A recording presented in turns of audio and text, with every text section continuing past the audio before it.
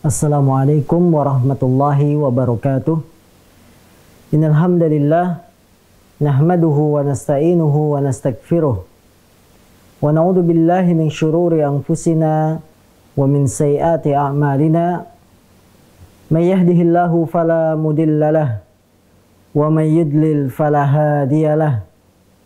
Asyhadu an la ilaha illallah wahdahu la syarikalah wa asyhadu anna Muhammadan abduhu wa rasuluhu la nabiyya ba'dah. Yaqulullah tabaraka wa ta'ala, ya ayyuhalladzina amanu taqullaha haqqa tuqatih wa la tamutunna illa wa antum muslimun. Wa qala sallallahu alaihi wasallam, fa inna asdaqal hadis kitabullah wa khairal hadi hadi Muhammadin sallallahu alaihi wasallam. Wa syarrul umuri muhdatsatuha, fa inna kulla muhdatsatin bid'ah wa kulla bid'atin dolalah wa kulla dolalatin finnar.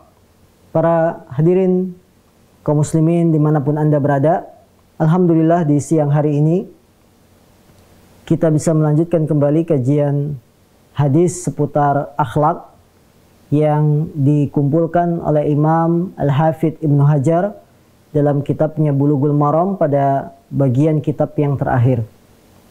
Ketahuilah kaum muslimin yang dimuliakan Allah, dengan membaca hadis-hadis Nabi SAW, maka akan lebih mengenalkan kita terhadap sosok Rasulullah, terhadap suri tauladan kaum muslimin, yaitu Nabi kita Nabi Muhammad SAW. Dengan membaca hadis-hadis ini, kita akan semakin dekat bagaimana profil akhlak Rasulullah SAW dalam keseharian. Bagaimana beliau berdoa, zikir, yang hal itu pun dibutuhkan oleh manusia pada umumnya. Maka jangan bosan-bosan untuk selalu membaca, mempelajari hadis Nabi SAW sebagai sumber hukum yang kedua setelah Al-Quran. Kita lanjutkan kembali hadis berikutnya. Qala al-muallif rahimahullahu ta'ala, penulis rahimahullah, beliau berkata, An Abi Hurairah radhiyallahu anhu qala, qala Rasulullah sallallahu alaihi wasallam, man qala subhanallah wa bihamdih mi'ata marrah huttat anhu khotoyah wa in kanat misla zabadil bahr. Muttafaqun alaih. Dari sahabat Abu Hurairah, semoga Allah meridhoinya, dia berkata, Rasulullah Shallallahu Alaihi Wasallam bersabda, barang siapa yang mengucapkan zikir Subhanallah wa bihamdi, Maha suci Allah dengan segala pujiannya, sebanyak 100 kali mi'ata marrah, dia ngucapinnya 100 kali. Apa balasannya? Huttat anhu khotoyah, maka akan dihapus kesalahan-kesalahannya. Wa in kanat misla zabadil bahr, sekalipun kesalahannya itu sebanyak seperti buih di lautan. Allahu Akbar. Muttafaqun alaih. Hadis dikeluarkan oleh Imam Bukhari Muslim. Hadis ini berbicara tentang salah satu keutamaan ucapan doa, zikir, subhanallah wa bihamdi. Rasulullah SAW memberikan janji pahala yang besar dengan zikir ini. Maka pantaslah zikir ini kita sebut sebagai zikir yang menghapuskan dosa dan kesalahan. Apa zikirnya? Subhanallah wa bihamdi. Maha suci Allah dengan segala pujiannya.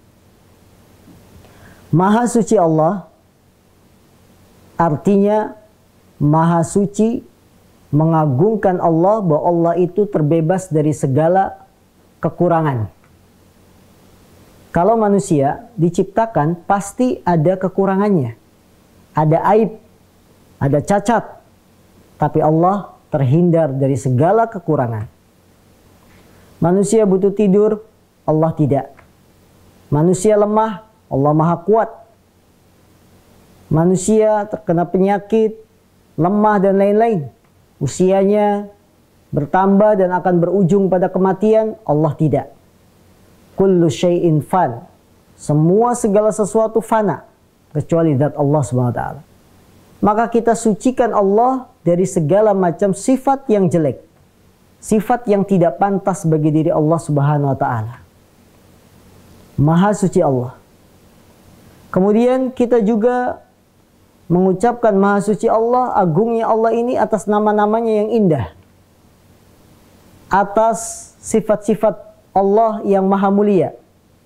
Allah mempunyai sifat penyayang, namanya juga Rahman, Ar-Rahim.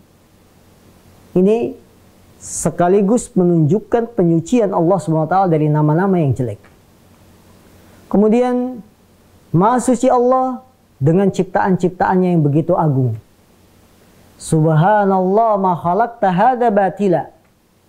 Maha suci Allah, ya Allah, Engkau tidak menciptakan makhluk hidup ini diciptakan dalam keadaan batil sia-sia saja, tidak. Karena itu kaum muslimin yang dimuliakan Allah, ketika kita melihat pemandangan yang indah, ya, dari pegunungan, pesawahan, yang Allah menciptakan, binatang-binatang yang bagus, hewan-hewan yang bagus, indah, ma khalaqta hadza batila. Allah tidak menciptakan semuanya ini dengan keadaan hanya untuk main-main, hanya untuk sia-sia, tidak. Maka maha suci Allah wa bihamdih, dengan segala pujiannya. Karena keagungan sifatnya, keagungan namanya, keagungan dan kebesaran ciptaan Allah Subhanahu wa taala, maka layaklah Allah kita selalu puji. Rasulullah SAW apabila beliau memulai ceramah, nasihat, beliau selalu memuji Allah, asna alaih, selalu memuji Allah Subhanahu wa taala. Maka hadirin yang dimuliakan Allah, jangan kita tinggalkan zikir yang mulia ini. Apa? Subhanallah wa bihamdi. Berapa kali? Mi'ata marah, 100 kali. Ketahuilah kaum muslimin yang dimuliakan Allah Subhanahu wa taala, zikir apabila ditentukan bilangannya 10, 100, maka kita ikuti ketentuan tersebut. Tidak boleh kita membuat ketentuan-ketentuan sendiri yang tidak ada keterangannya dari Rasulullah SAW. Maka barang siapa yang mengucapkan subhanallah bihamdi 100 kali, maka dia baru dapat pahala. Hal ini sebagai teguran bagi saudara-saudara kita yang memberikan patokan-patokan zikir padahal tidak ada keterangannya dari Nabi SAW. Ada zikir penglaris jualan. Kalau ingin jualannya laris, dagangannya cepat habis, baca zikir ini sekian kali. Baca zikir ini 1000 kali. Padahal Rasulullah SAW sebagai manusia yang mulia tidak pernah mengajarkan. Maka tambahan bilangan-bilangan harus sekian dan sekian, ini tambahan yang tidak ada dari Nabi SAW.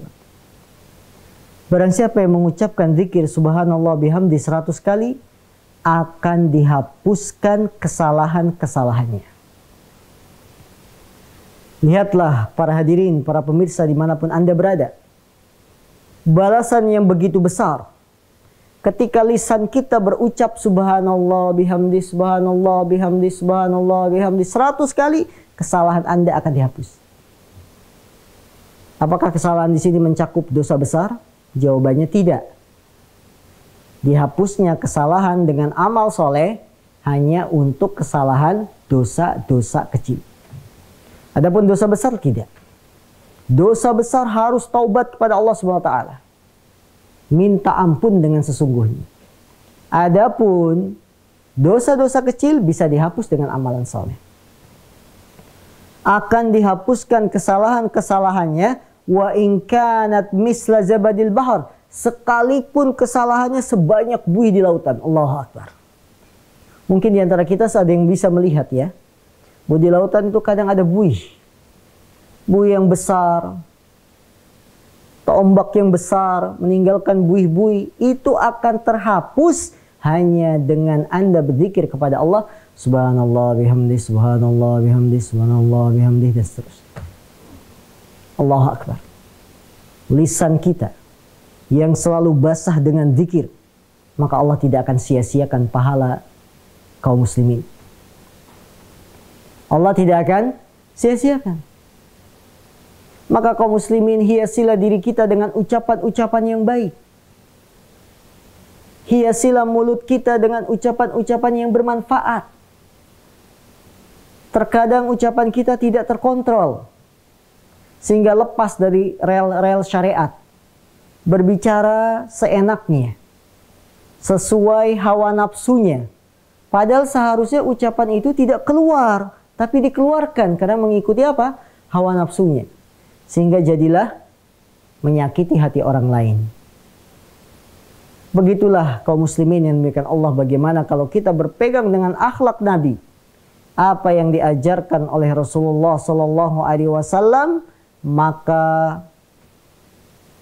kita akan mendapatkan pahala yang banyak. Cukuplah dengan berzikir subhanallah bihamdi, kesalahan dosa-dosa kecil kita akan dihapus sebanyak apapun. Sebanyak seperti buih di lautan. Hal ini menunjukkan Allah Maha Penyayang. Hal ini menunjukkan bahwa Allah Maha Pengampun bagi hamba-hambanya. Maka janganlah ditinggalkan zikir ini. Subhanallah bihamdi 100 kali. Kenapa kok 100? Tidak 10 saja atau 33 ya, seperti ucapan subhanallah, alhamdulillah, Allah Akbar setelah sholat kan 33. Kok ini 100? Tidak ada yang mengetahui hikmah kecuali Allah Subhanahu wa taala, dan kita tidak dituntut untuk mengetahui, harus mengetahui hikmah. Yang penting kita laksanakan apa yang diajarkan oleh Allah dan Rasul. Pelajaran yang bisa kita petik dari hadis yang mulia ini, yang pertama,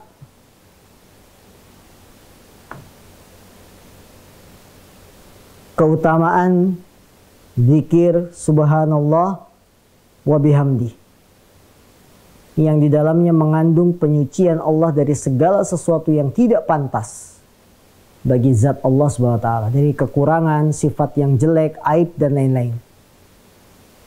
Maka kaum muslimin, kita tidak boleh menyematkan, memberikan nama dan sifat buruk kepada Allah, karena Allah Rabbul Alamin, Rabb semesta alam.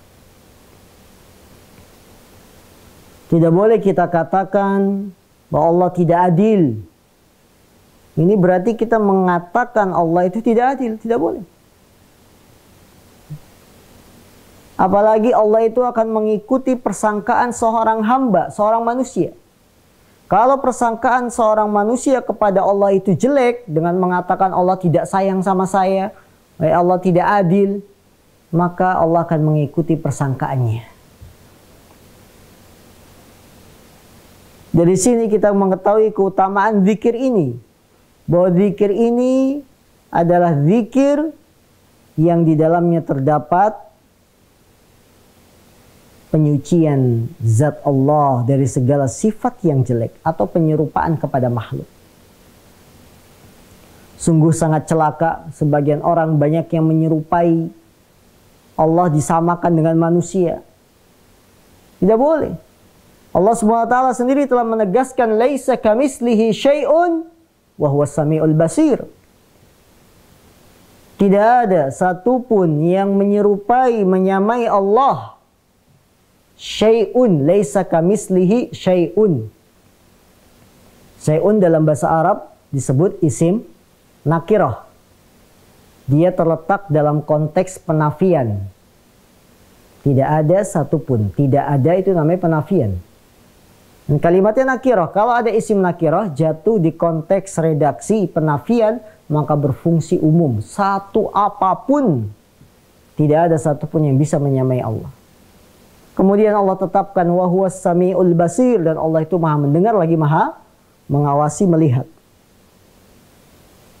Barang siapa yang mengucapkan zikir ini 100 kali, akan dihapus dosa-dosanya sekalipun sebanyak buih di lautan.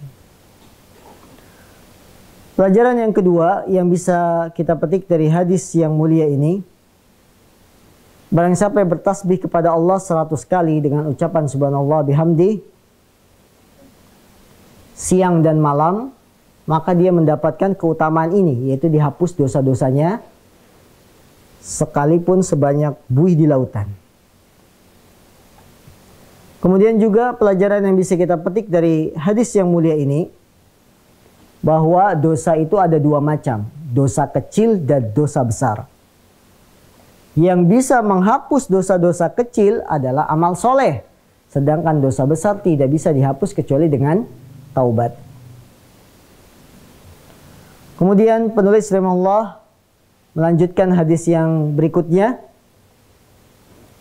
Wa an Juwairiyah bintil Haris radhiyallahu anha qalat qala li Rasulullah sallallahu alaihi wasallam laqad qultu ba'daki arba'a kalimatin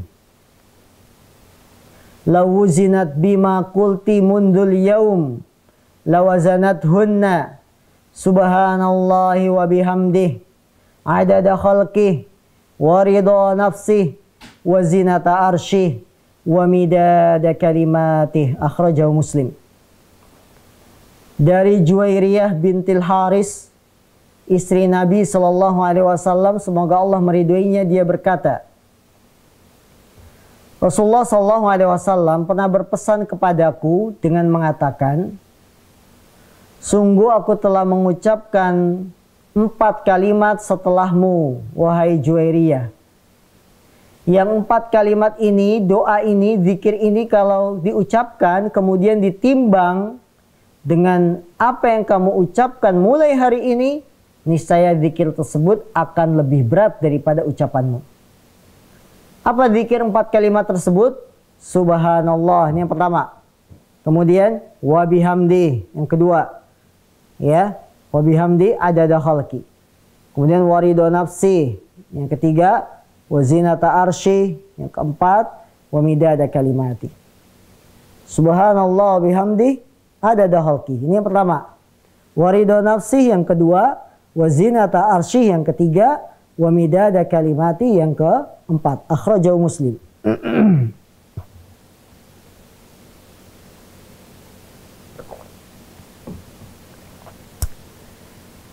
Hadis ini berisi tentang bagaimana Rasulullah mengajarkan pada kita 4 zikir yang utama. Zikir yang bisa memberatkan timbangan. Kalau sebelumnya adalah zikir penghapus dosa. Adapun hadis ini menerangkan zikir yang bisa memberatkan timbangan. Apa? Subhanallah wa bihamdi. Maha suci Allah dengan segala pujiannya, adada khalqih, sebanyak ciptaannya. Waridho nafsih, segala puji bagi Allah hingga Allah ridho. Kemudian segala puji bagi Allah, wazinata arsyih, seberat arasy-Nya. Wa midada kalimatih, dan sepanjang kalimat-kalimatnya. Hadis yang mulia ini, kaum muslimin yang dimuliakan Allah, juga termasuk zikir yang kita baca saat pagi dan sore. Subhanallah wa bihamdih adada khalqih wa ridha nafsi wa zinata arsyih wa midada kalimatih. Akhrajahu Muslim. Maka selayaknya bagi seorang muslim untuk tidak meninggalkan zikir ini. Karena zikir ini keutamaannya memberatkan timbangan sampai mengalahkan ucapan istri beliau Juwairiyah. Ya, di sini diriwayatkan dari Juwairiyah, dan Juwairiyah itu salah satu istri Rasulullah SAW. Pelajaran yang bisa kita petik dari hadis ini, lafaz yang sedikit kadang-kadang mencukupkan dari kalimat yang banyak. Zikir yang kita baca hanya 4 kalimat. Subhanallah bihamdi adada khalqih wa ridha nafsi wa zinata arsyih. Tapi 4 kalimat ini padat, ya, penuh dengan makna mencukupkan diri dari kalimat-kalimat yang panjang. Maka kaum muslimin yang dimuliakan Allah SWT, termasuk kelebihan Nabi kita Nabi Muhammad SAW, beliau itu diberikan jawami'ul kalim. Ucapan yang sederhana, ringkas, tapi maknanya dalam. Nah, kita berbicara tidak perlu banyak-banyak. Yang penting sudah sampai maksud dan tujuannya sudah. Karena semakin banyak ucapan yang terucap, tidak terjaga dari kesalahan. Bahkan justru banyak menjerumuskan pada kesalahan. Pelajaran yang kedua yang bisa kita petik dari hadis yang mulia ini, bahwa sebagian kalimat atau ucapan memiliki keutamaan yang tidak dimiliki kalimat yang lain. Jadi kalimat sendiri, doa dan zikir itu punya keutamaan yang berbeda-beda. Ada zikir ucapan yang paling tinggi, yaitu ucapan la ilaha illallah. Ada juga ucapan yang bisa memberatkan timbangan, seperti zikir ini. Ada juga zikir, doa, ucapan yang bisa menghapus dosa. Maka antara zikir yang satu dengan yang lainnya saling melengkapi. Bertingkat-tingkat keutamaannya, tidak saling menjatuhkan. Tapi zikir satu sama lain saling memberikan kekuatan karena tingkatannya yang berbeda-beda. Kemudian pelajaran yang bisa kita petik juga dari hadis yang mulia ini, yang ketiga, selayaknya bagi seorang muslim untuk memperbanyak zikir ini. Anda bila zikir pagi dan sore, jangan ditinggalkan doa ini. Dihafal. Subhanallah wa bihamdih, adada khalqih, wa ridha nafsih, wa zinata arsyih. Mudah, ringan. Pagi sebelum berangkat ke kantor, baca zikirin. Maka habis sholat subuh itu zikir, baca Quran, jangan tidur lagi. Keberkahannya akan hilang. Kalau habis subuh tidak baca Quran, tidak zikir, tidur lagi, tidak akan mendapatkan kesempatan membaca zikir yang bisa memberatkan timbangan. Subhanallah wa bihamdih, adada khalqih, wa ridha nafsih, wa zinata arsyih, wa midada kalimatih. Pelajaran juga yang bisa kita petik dari hadis yang mulia ini, hendaknya seorang manusia memperbanyak membaca zikir ini. Karena dapat memberatkan timbangan. Pada hari kiamat nanti, setiap manusia akan ditimbang, diminta pertanggungjawaban amalan yang dia lakukan di dunia. Allah berfirman, wa nad'ul mawazinal bil qist. Dan pada hari itu kami letakkan timbangan-timbangan itu bil qisti, dengan penuh keadilan. Tidak ada yang terdolimi sedikit pun. Wa ma rabbuka bidzallamin lil abid. Dan Rabbmu tidaklah mendolimi hambanya. Maka Allah letakkan timbangan itu secara adil pada hari kiamat. Timbangan, sifat timbangan pada hari kiamat, timbangan itu mempunyai dua neraca. Yang dua neraca ini berfungsi untuk menimbang amalan baik dan buruk. Jika amalan baiknya banyak, berat yang baik. Yang buruknya ke atas, ringan. Tapi sebaliknya, jika yang banyak malah dosanya, maka dosanya yang berat, kebaikannya naik ke atas. Berarti lebih banyak apa? Dosanya.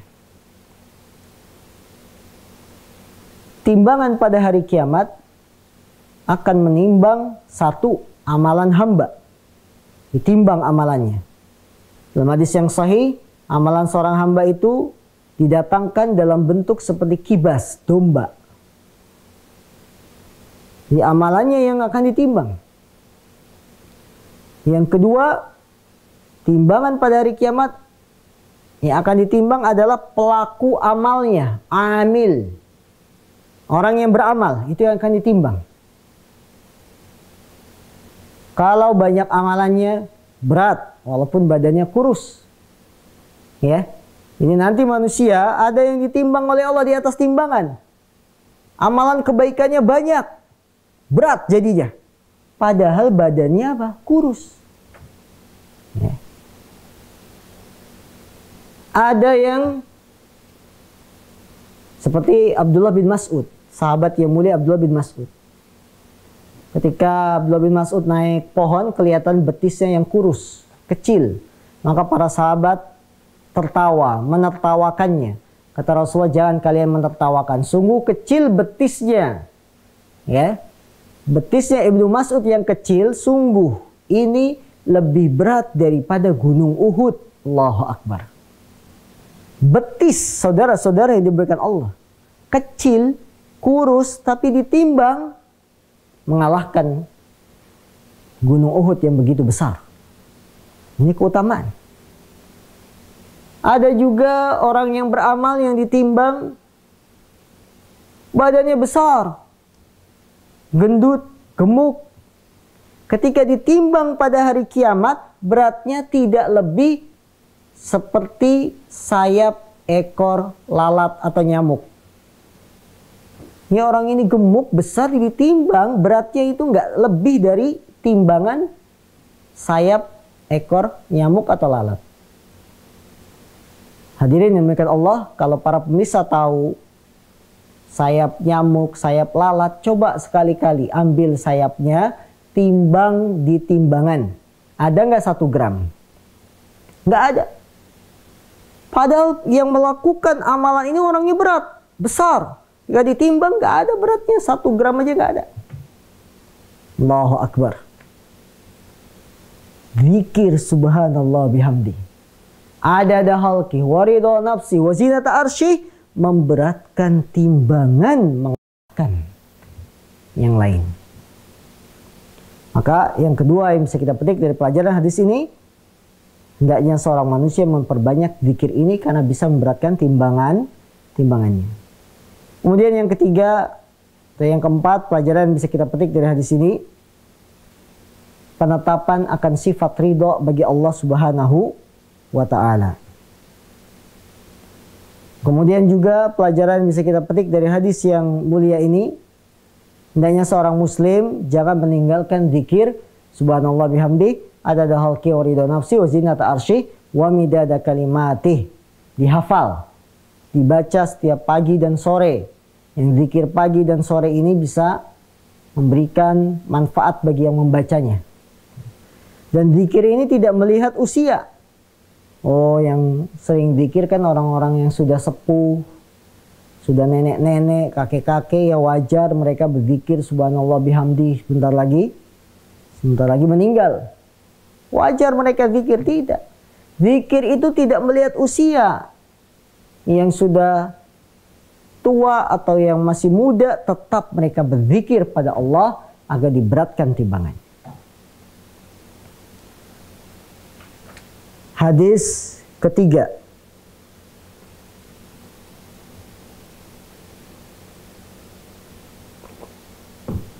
Kita baca hadis yang ketiga. An Abi Sa'idin Al-Khudri radhiyallahu anhu qala qala Rasulullah sallallahu alaihi wasallam al-baqiyatus salihat la ilaha illallah wa subhanallah wallahu akbar walhamdulillah wala haula wala quwata illa billah. Akhrajahu Nasa'i wa sahahu Ibnu Hibban wal Hakim. Penulis rahimahullah mengatakan, menukil dari sahabat Abu Sa'id Al-Khudri. Dari Abu Sa'id Al-Khudri, dia berkata, Rasulullah SAW bersabda, al-baqiyatus salihat. Ucapan-ucapan kalimat yang kalau diucapkan akan bermanfaat bagi yang mengucapkannya. Itu al-baqiyatus salihat. Artinya peninggalan yang baik. Apa? La ilaha illallah. Kalimatut tauhid. La ilaha illallah. Kalau ucapan ini senantiasa kita latih menjadi al-baqiyatus salihat. ucapan yang tersisa dan mengandung kebaikan. Apa? La ilaha illallah. Kemudian subhanallah wallahu akbar. Ucapan sebagai bentuk pengagungan, pembesaran kepada Allah. Subhanallah wallahu akbar. Kemudian walhamdulillah, pujian. Setelah kita mengagungkan, membesarkan Allah, pujian. Ini termasuk kalimat yang bisa meninggalkan pesan yang solehat. Apa? Walhamdulillah. Wala haula wala quwata illa billah. Tidak ada daya dan kekuatan kecuali darimu ya Allah. Wala haula wala quwata illa billah. Maka zikir ini termasuk al-baqiyatus sholihat, peninggalan yang soleh, yang bisa menjadikan seorang hamba selamat di dunia dan di akhirat karena dia memiliki bekal yang bagus. Pelajaran yang bisa kita ambil dari hadis yang mulia ini, kaum muslimin demikian Allah dimanapun Anda berada. Pertama, keutamaan zikir la ilaha illallah, subhanallah wallahu akbar, walhamdulillah, wala haula wala quwata illa billah. Ya. Zikir, keutamaan zikir ini yang bisa menghapuskan ya dosa seseorang karena dia memiliki al-baqiyatus sholihat, peninggalan yang bagus dan baik. Sampai di sini para pemirsa yang dimuliakan Allah Subhanahu wa taala. Apabila ada pertanyaan via SMS atau interaktif melalui telepon, silakan menghubungi nomor yang ada di layar TV Anda. Allahu a'lam.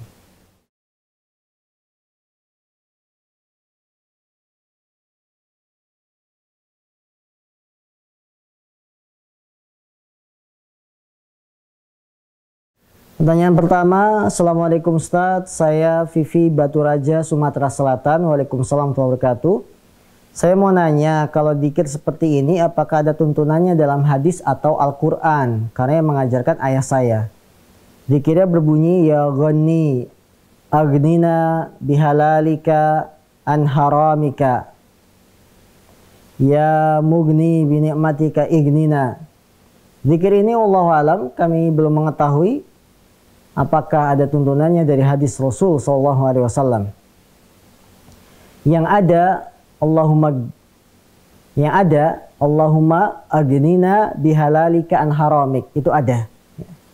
Tapi dengan tambahan-tambahan yang mugni binikmatika ignina, ya, wahai orang yang mencukupkan dengan nikmatmu cukupkanlah aku. Nah, ini tambahan-tambahan yang perlu dilihat.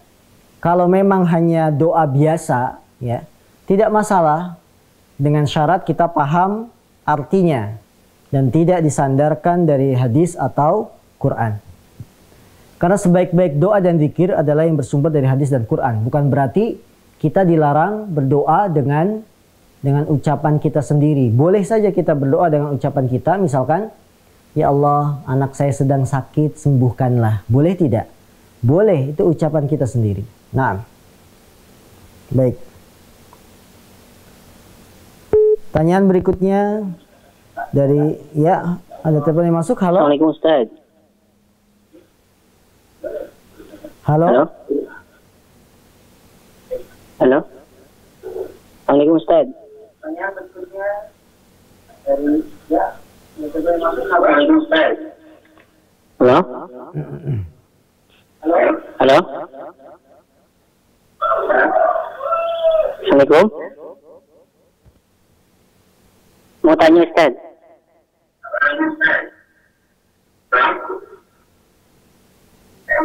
Baik, terputus. Pertanyaan berikutnya dari saudara Istiqomah di Jawa Tengah. Ustadz, pada zikir subhanallah bihamdi diucapkan 100 kali sehari. Apakah itu berarti jika kita sudah membaca zikir tersebut pada zikir pagi, maka tidak perlu membaca lagi pada zikir petang? Tidak. Ya, Anda bisa menggabungkan zikir pagi Anda baca, zikir petang juga Anda baca. Zikir yang 100 kali ini zikir yang mutlak. Waktu siang atau malam, yang penting dalam sehari kita membacanya sebanyak 100 kali. Nah, kalau sudah diucapkan di pagi hari, maka boleh Anda membacanya di siang hari. Allahu a'lam.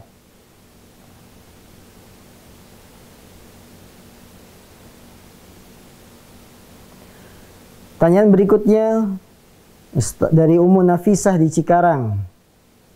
Allahumma arhamna bil Quran wa ja'alhu lana imaman wa nura, dan seterusnya. Apakah hadis sahih atau boleh diamalkan? Hadis doa ini biasa dibaca ketika menghatamkan Quran. Allahumma arhamna bil Quran, ya, seperti itu ya, sambil dilagukan. Hadis-hadis yang berbicara tentang doa hatam Quran sebagaimana ditegaskan oleh Syekh Abu Bakar Abu Zaid.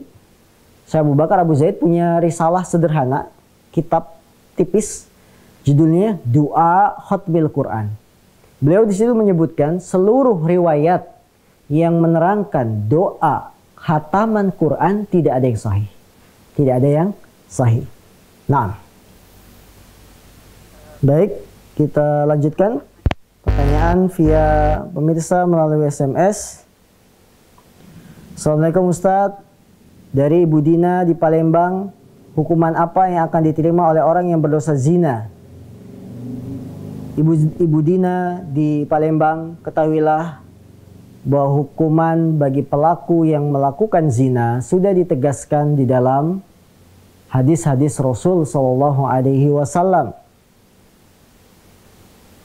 Dalam Al-Quran, Allah telah melarang bahwa zina merupakan perbuatan yang jelek.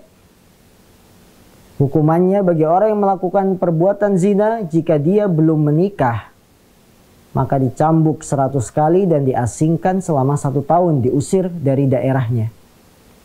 Tapi kalau sudah menikah, maka hukumannya dilempari batu sampai meninggal. Sampai meninggal dunia.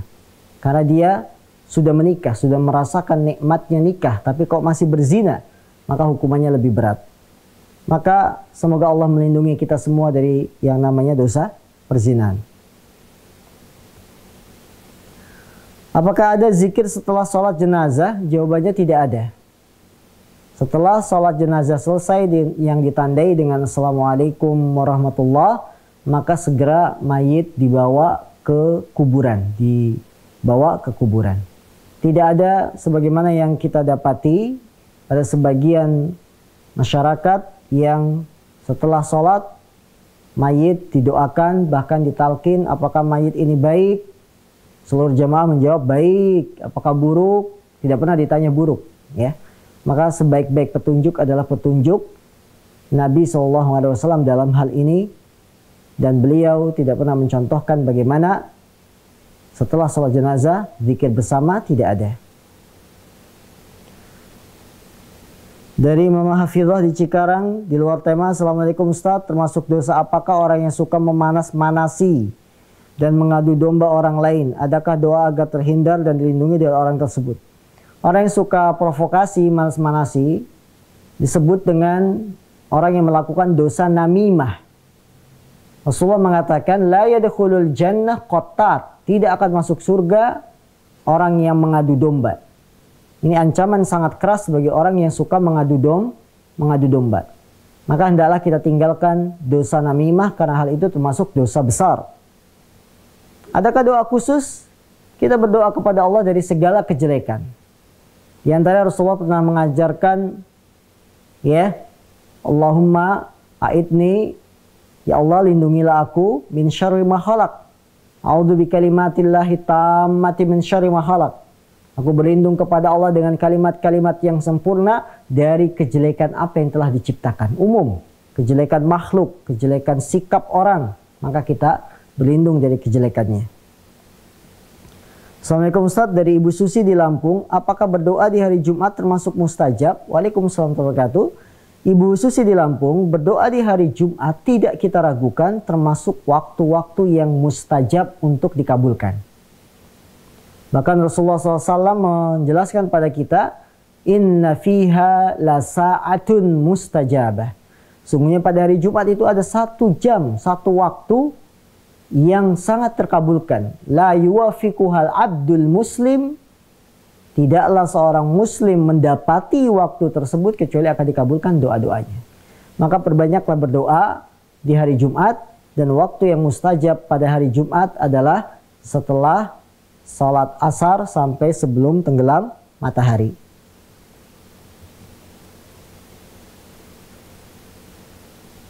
Assalamualaikum Ustaz. Waalaikumsalam warahmatullahi wabarakatuh. Jika istri tidak mampu mengerjakan tugas rumah tangga karena sakit dan suami yang mengerjakan tugas istri, apakah istri berdosa Ustaz?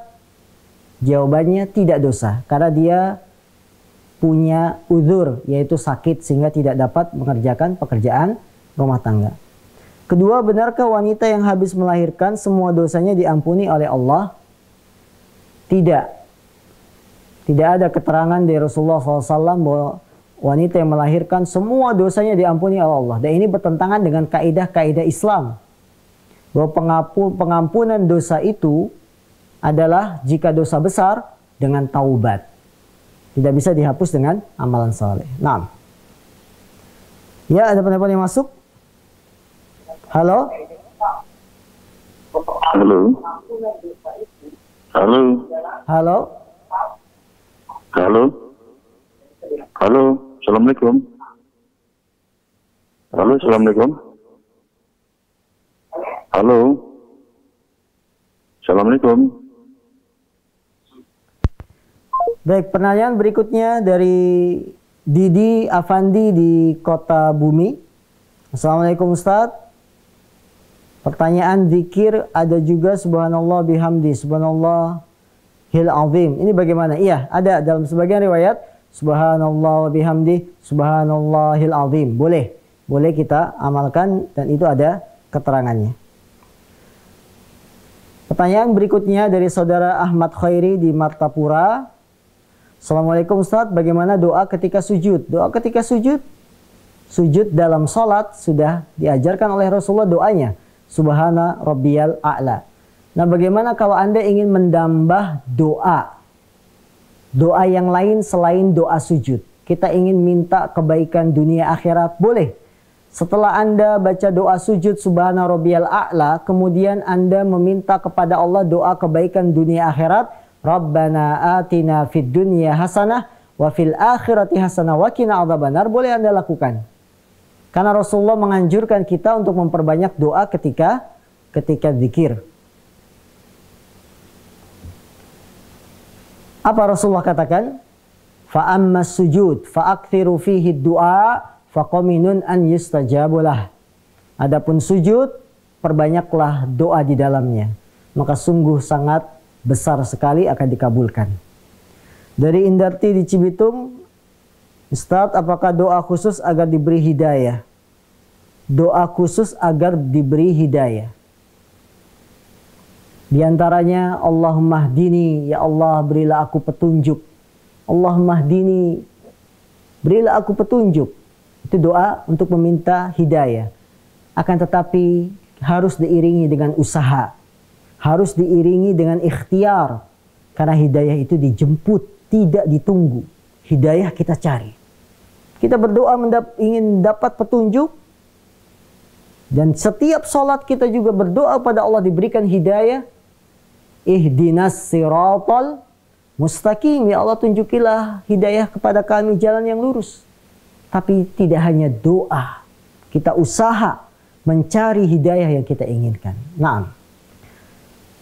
Kemudian bagi para pemirsa yang menghubungi kami ingin bertanya melalui layanan telepon, kami mohon maaf ada sedikit gangguan di operator kami, maka bisa melalui layanan SMS yang sudah tertera di layar TV Anda. Pertanyaan berikutnya, apakah zikir setelah ini sudah, apakah boleh berdoa pada tasyahud akhir pada salat sunnah? Boleh. Setelah tasyahud akhir, sebelum salam kita berdoa. Misalkan doa yang diucapkan Allahumma a'inni ala dzikrika wa syukrika wa husni ibadatik, kemudian baru kita salam, boleh. Dari hamba Allah ada zikir yang berbunyi subhanallah bihamdi, subhanallahil azim, astagfirullah. Tambahan astagfirullahnya wallahu a'lam. Tapi kalau subhanallah bihamdi, subhanallahil azim itu memang ada. Nama saya Ai, beralamat di Sumsel, Sumatera Selatan. Ustadz, saya banyak Al-Quran yang sudah rusak karena sudah lama dan sering dipakai. Bagaimana cara membuangnya? Al-Quran yang sudah rusak, yang sudah tidak layak pakai, ya, sudah rusak, maka Anda bakar. Anda bakar supaya hilang. Jangan dibuang di tempat sampah yang menjadikan Quran terhina, tapi dibakar. Sebagaimana Utsman bin Affan ketika mengumpulkan mushaf-mushaf Al-Quran dijadikan satu, maka Utsman memerintahkan selain Al-Quran yang resmi ini, yang masih memegang tulisan Quran baik di pepohonan, kayu-kayu, daun-daunan, maka dibakar. Jadi kata Utsman, selain mushaf yang sudah jadi ini yang resmi, maka yang lainnya harus dibakar. Demikianlah kalau Anda memiliki Quran yang sudah tidak layak pakai, kemudian sudah rusak, maka Anda bakar.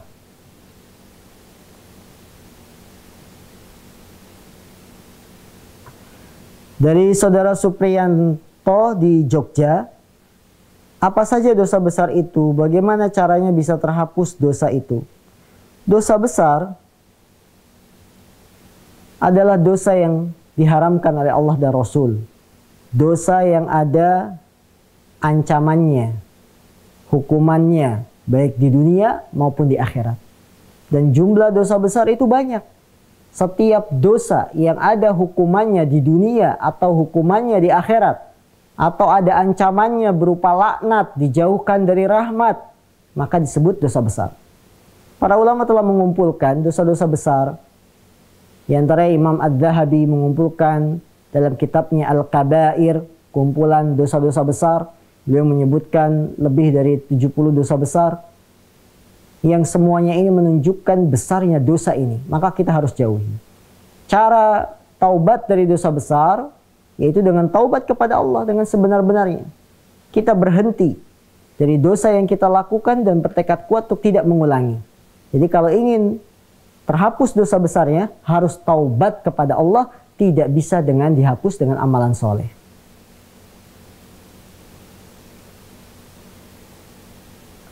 Bagaimanakah zikir agar terhindar dari gangguan jin?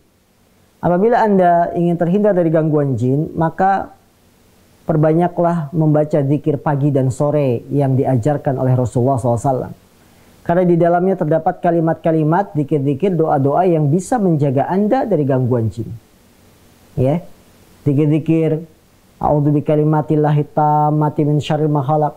Aku berlindung dengan kalimat-kalimat yang sempurna dari kejelekan gangguan makhluk. Ini zikir-zikir yang dibaca. Membaca ayat kursi. Yang ini pun ada dalam setiap zikir pagi dan sore. Karena barang siapa yang membaca ayat kursi, dia tidak akan diganggu oleh jin sampai pagi. Ini zikir-zikir yang bisa kita baca. Baik para pemirsa yang dimuliakan Allah SWT, ini beberapa pertanyaan yang masuk pada kami.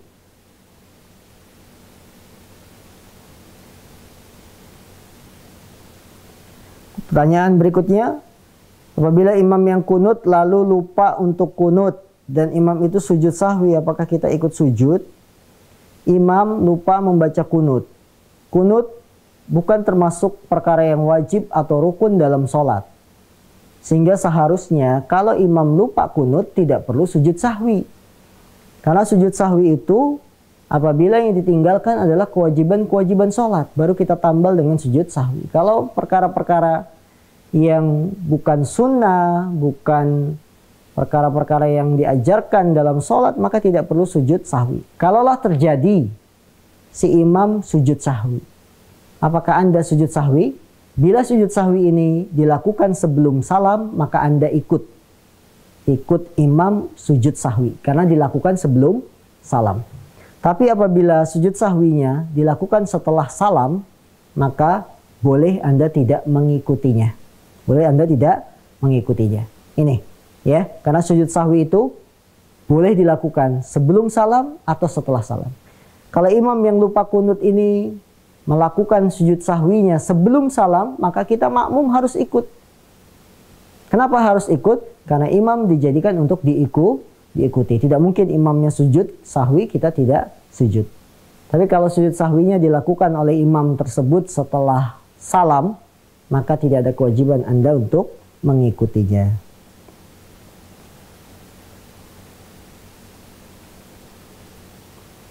Ya, baik para pemirsa yang dimuliakan Allah SWT, inilah akhir perjumpaan kita di siang hari ini. Tidak terasa waktu sudah berjalan 50 menit dari waktu pertama kita memulai, dan semoga apa yang kami sampaikan ini benar dari Allah dan Rasulnya, dan jika salah maka itu datangnya dari diri kami pribadi selaku manusia yang tidak lepas dari kesalahan, dan saya mohon ampun pada Allah atas segala kekurangan dan kehilafan. Billahi taufiq wal hidayah. Subhanaka Allahumma bihamdika asyhadu an la ilaha illa anta astaghfiruka wa atubu ilaik. Walhamdulillahirabbil alamin. Assalamualaikum warahmatullahi wabarakatuh.